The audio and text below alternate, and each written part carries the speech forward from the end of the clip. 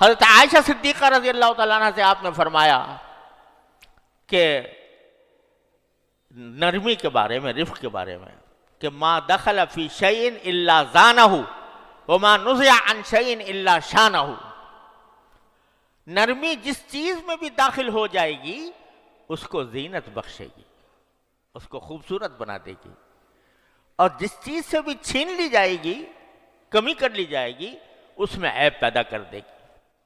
حضرت عائشہ صدیقہ رضی اللہ تعالیٰ وہ کس موقع پر فرمایا تھا کہ یہودی جو تھے بڑے شریر ہوتے تھے رسول کریم صلی اللہ علیہ وسلم کے زمانے میں.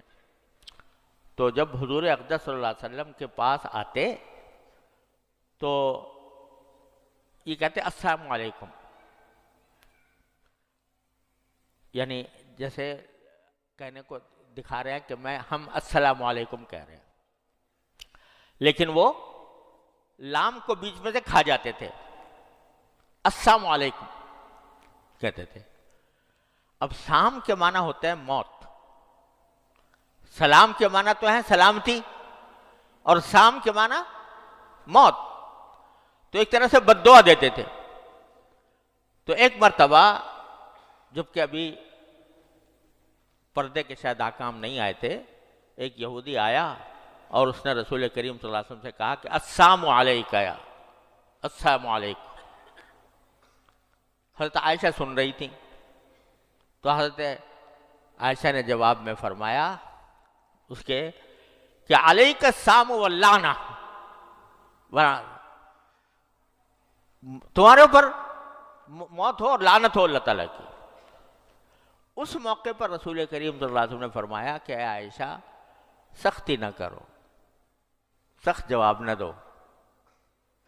کہ یا رسول اللہ یہ انہوں نے کھلم کھلا یہ آپ کو بد دعا دے رہے ہیں تو میں کیوں جواب نہ دوں ان کا. فرمایا کہ تم نے سنا نہیں میں نے کیا کہا؟ تو آپ نے انہوں نے پوچھا کیا کہا؟ کہا میں نے تو صرف اتنا، جب انہوں نے کہا السلام علیکم تو میں نے کہا علیکم، علیکم کہہ دیا بس، کہ تم پر، یعنی جو تم مجھے کہہ رہے ہو وہ تم پر ہو. تو بس اتنا کہا، یہ جواب دے دیا. یہ نہیں کہا کہ علیکم السلام واللعنہ. تو اس موقع پر فرمایا کہ عائشہ نرمی جس چیز میں بھی داخل ہوگی اسے زینت بخشے گی، اس کو مزین کر دے گی، خوبصورت بنا دے گی. اور جس چیز سے نکال لی جائے گی نرمی اسے وہ عیبدار بنا دے گی. لہذا معاملہ جس کے ساتھ بھی ہو نرمی کا معاملہ کرو. اب یہ یہودی ہے اور کافر ہے، حضور اقدس سرورت عالم صلی اللہ علیہ وسلم کے پاس کھڑے ہو کر کھلم کھلا وہ آپ کی ساتھ بدتمیزی کر رہا ہے.